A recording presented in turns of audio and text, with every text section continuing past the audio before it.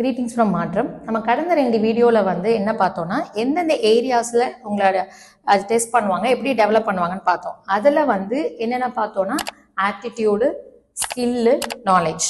ஆட்டிடியூடை பற்றி போன வீடியோவில் பார்த்தோம். இன்னைக்கு வந்து ஸ்கில்னா என்ன, ஸ்கில்னா வந்து எந்தெந்த ஏரியாவில் உங்களை நீங்கள் டெவலப் பண்ணிக்கணும்.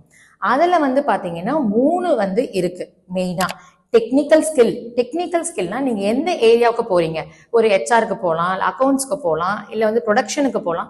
எந்த மாதிரி ஏரியாவுக்கு போறீங்களோ அங்கே வந்து டெக்னிக்கலாக வந்து நீங்கள் ரொம்ப ரொம்ப ஸ்ட்ராங்காக இருக்கணும். அது வந்து ரொம்ப ரொம்ப இம்பார்ட்டன்ட். அதுக்கப்புறம் அடுத்து ரொம்ப இம்பார்ட்டன்ட் என்னன்னு பார்த்தீங்கன்னா கம்யூனிகேஷன் ஸ்கில்.